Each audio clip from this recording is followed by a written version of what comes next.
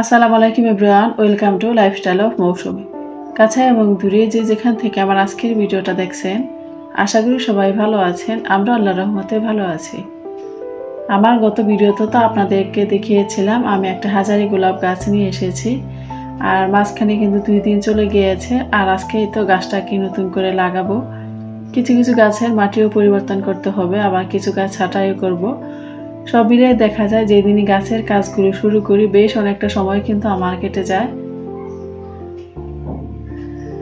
আমার কিছু ডিমের খোসা ছিল, এগুলোকে একটা হামান তিস্তা একটু ভালো করে গুঁড়ো করে নিয়েছি। যেহেতু খুবই অল্প পরিমাণে ছিল তাই কিন্তু আর ব্লেন্ডারে গুঁড়ো করা হয়নি। এখন মাটির সাথে খুব ভালো করে মিশিয়ে নিয়েছি, সাথে কিন্তু জৈব সারও দিয়েছি। আর এটা দিয়েই মূলত আমি মাটিটা রেডি করি। অনেক সময় হয়তো সবজির খোসাগুলো ছোটো ছোটো টুকরো করে মাটির সঙ্গে মিশিয়ে গাছটা লাগাই। আর গাছ লাগানোর সময় অবশ্যই কিন্তু খুব যত্ন করে গাছটা লাগাতে হয়। দেখা যায় অনেক সময় গাছে শিকড় কেটে যেতে পারে, কিংবা শক্ত যে মাটিটা থাকে এটা যদি ফেলে দেওয়া না হয় তাহলে কিন্তু নতুন করে শিকড় গজাতে পারে না। তাই সবসময় চেষ্টা করবেন গাছের সাথে যে মাটিটা দেওয়া থাকে এই মাটি থেকে অনেকটা মাটি ফেলে নতুন করে আবার মাটি দিয়ে গাছটা লাগানোর জন্য, যাতে করে নরম একটা মাটি পায়। আর এতে করে কিন্তু গাছের শিকড়গুলো খুব দ্রুত বৃদ্ধি পায়। পুঁই শাকের এই গাছটাও কিন্তু অনেক বেশি বড় হয়ে গিয়েছিল, আর একদম পুঁই ফল হয়ে পড়ে গিয়েছে। গাছটাতে এখন তেমন একটা পাতা নেই, আর এজন্য কিন্তু আমি গাছটা ফেলে দিয়েছি। আর পুঁই ফল কিছু আমি লাগিয়েছি, দেখা যাবে এই বীজ থেকেই নতুন করে আবার গাছ হবে। এই আলু শাক গাছটা থেকেও কিন্তু বেশ অনেক দিন আলু শাক খেয়েছি আলহামদুলিল্লাহ। আর এখন কেমন যেন গাছটা একটু জীর্ণশীর্ণ হয়ে যাচ্ছে, হয়তো মাটির গোড়ায় কোনো প্রকার মাটি নেই, হয়তো একদম শিকড়ে ভরে গিয়েছে। আর এজন্য কিন্তু এই গাছটাও আবার নতুন করে লাগিয়েছি। এই পর্তুলিকা গাছগুলো আমার গত বছরে ছিল। আর পর্তুলিকা গাছটা যেহেতু গরমের একটা ফুলের গাছ, তাই কিন্তু শীতের এই সময়টাতে গাছটাতে তেমন একটা ফুল হয় না, খুবই ছোট ছোট কিছু ফুল হয়েছিল। আর গাছটাতেও কেমন যেন একটু মলিন হয়ে গিয়েছে, এজন্যই কিন্তু একটু ছোট ছোট করে 2টা টবে আমি লাগিয়ে দিয়েছি। আর এই সব কাজ শেষ করতে মোটামুটি আমার 2-3 ঘন্টা কিন্তু লেগে গিয়েছে। তারপরে বেশ অনেকটা সময় নিয়ে ব্যালকনিটাকে ভালো করে পরিষ্কার করে নিয়েছি, আর টবগুলো কিন্তু জায়গা মতো রেখে দিয়েছি। এখন কিন্তু আমার ব্যালকনিটা মোটামুটি খুব ভালো লাগছে, একদম পরিপাটি। আমার আজকের ভিডিওটা যদি আপনাদের কাছে কোথাও কোনো অংশ ভালো লেগে থাকে প্লিজ একটা লাইক দিয়ে কন্টিনিউ করবেন। যারা আমার চ্যানেলে আজকেই নতুন চাইলে আমার চ্যানেলটিকে সাবস্ক্রাইব করে আমার চ্যানেলের পাশেই থেকে যেতে পারেন। আর যারা এই কাজটি অলরেডি করে ফেলেছেন আপনাদের অসংখ্য ধন্যবাদ ও ভালোবাসা।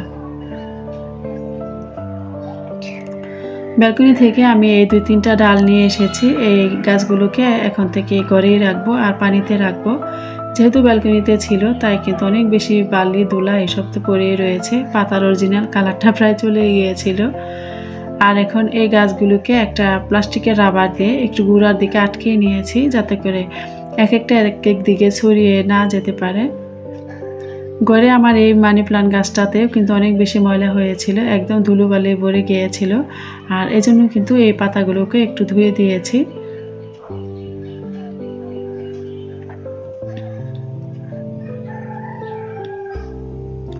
ঘর সাজানোর ক্ষেত্রে আমার কাছে মনে হয় সবচেয়ে কম দামে যদি ঘরটাকে ভালো করে সাজানো যায়, প্রাণবন্ত করা যায়, তাহলে এটা হলো গাছ। গাছ যেখানেই রাখবেন না কেন দেখতেই কিন্তু সেই জায়গার লুকটাই চেঞ্জ হয়ে যায়। পাশাপাশি তো ফ্রেশ একটা অক্সিজেনের সুবিধা রয়েছে।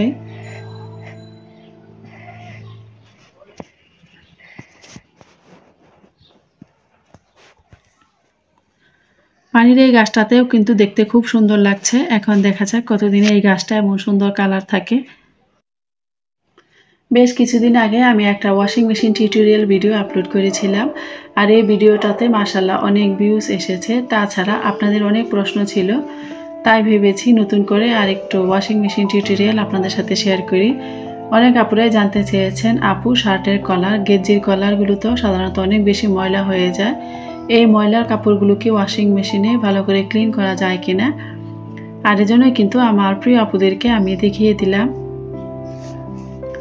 আমি আজকে এখানে 2টা শার্ট নিয়েছি, আর দেখতেই পেয়েছেন কলারগুলো অনেকটাই কালো হয়ে গিয়েছে। আর এটা দেখানোর জন্যই কিন্তু এই কলারটার এই অবস্থা হয়েছে আর কি। এখন শার্ট হোক কিংবা গেঞ্জি কিংবা যে কোনো কাপড়ে যে জায়গাটাতে অনেক বেশি ময়লা হয়ে গিয়েছে এইখানে এই লিকুইড যে জেলটা রয়েছে এটা একটু উপরে দিয়ে দিলে তার উপরে কিন্তু একটা ঢাকনা রয়েছে আর এটার নিচে একটু কাটা কাটা যুক্ত রয়েছে। এটা দিয়ে যদি খুব ভালো করে ব্রাশ করা হয় মানে যে জায়গাটাতে ময়লা হয়েছে এখানে যদি এক্সট্রা কিছু পাউডার দেওয়া যায় তাহলে কিন্তু জায়গাটা অনেক বেশি ক্লিন হয়ে যায়। আর ঠিক একইভাবে কিন্তু হাতের অংশটাতেও আমি দিয়ে দিয়েছি। অনেক আপুদের এই ধরনের প্রশ্ন ছিল, আপু ওয়াশিং মেশিনে বিল কত আসে? আমার এই ওয়াশিং মেশিনটা যেহেতু 8 কেজি ওজনের, তাই প্রতিবার যখন আমি এই ওয়াশিং মেশিনে ক্লিন করি তখন 456 ওয়াট খরচ হয়, অর্থাৎ 0.45 ইউনিট খরচ হয়। আর এই 0.45কে যদি আমরা 9 টাকা ইউনিট হিসেবে গুণ করি তাহলে 4 টাকা কিছু পয়সা আসে। আর এটা যদি আমরা 30 দিনের হিসেবে গুণ করি তাহলে 121 দশমিক কিছু সামথিং টাকা আসে। তাহলে আমি আপনাদেরকে কিন্তু প্রথম ভিডিওতেও বলেছিলাম প্রতিদিন যদি আমি ব্যবহার করি তাহলে 120 টাকা কিংবা 150 টাকার বেশি বিল খরচ হয় না। আর আজকে কিন্তু আমি আপনাদেরকে একদম হাতে নাতে দেখিয়ে দিলাম। অনেক আপুরা জানতে চেয়েছেন, আপু 8 কেজির এই ওয়াশিং মেশিনে কম্বল কিংবা কতটুকু পর্যন্ত কাপড় দেওয়া যায়? কাপড়টা সবসময় চেষ্টা করবেন মাঝামাঝি পর্যন্ত দেওয়ার জন্য, যাতে করে যখনই কাপড়টা ঘুরবে তাহলে যেন বেশ অনেকটা জায়গা নিয়ে ঘুরতে পারে, আর এতে করেও কিন্তু কাপড়টা খুব সুন্দর পরিষ্কার হয়। এই পাশে যে একটা ড্রয়ারের মতো অংশ রয়েছে এখানে কিন্তু ডিটারজেন্ট আর লিকুইডটা দেওয়া হয়। অনেক সময় আমরা সাদা কাপড়ে চমক ব্যবহার করি, এই যে স্কাই কালার যে বক্সটা রয়েছে এটাতে কিন্তু চমক দিয়ে কাপড়গুলোকে খুব সুন্দর করে নীল করা যায়।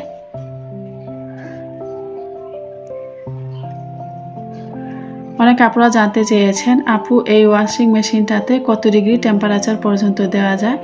টেম্পারেচারটা আপনাদের পছন্দ অনুযায়ী দেবেন। দেখা যায় যে কাপড়টাতে একটু বেশি ময়লা হয়ে গিয়েছে সেই ক্ষেত্রেই শুধু আমি টেম্পারেচারটা ব্যবহার করি, আর হয়তো বেশিরভাগ সময় কুইকে কিংবা ডেলি ওয়াশে কাপড়টা ধুয়ে থাকি।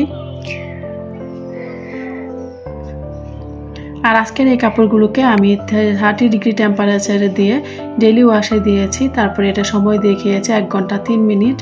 আর এই 1 ঘন্টা 3 মিনিট পরে কিন্তু কাপড়টা একদম ভালো করে ধুয়ে ফ্রেশ হয়ে পাশাপাশি 80% কিন্তু শুকিয়ে আসবে। তারপরে হয়তো ব্যালকনি কিংবা বা অন্য কোনো জায়গায় কিছুক্ষণ যদি একটু মেলিয়ে রাখা হয় এতে করে কিন্তু কাপড়টা একদমই শুকিয়ে যাবে।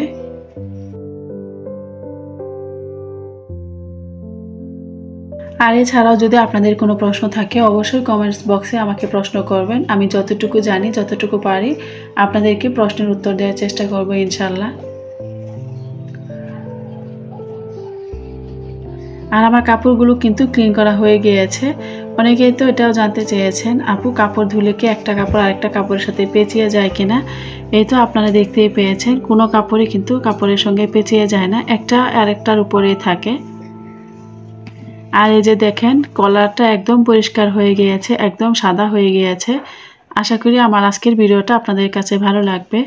যারা এতক্ষণ ধৈর্য নিয়ে আমার ভিডিওর সঙ্গে ছিলেন আপনাদের অনেক অনেক ধন্যবাদ ও ভালোবাসা জানিয়ে আজকের ভিডিওটা এখানে শেষ করব। সবাই ভালো থাকবেন, সুস্থ থাকবেন। আল্লাহ হাফেজ। আসসালামু আলাইকুম।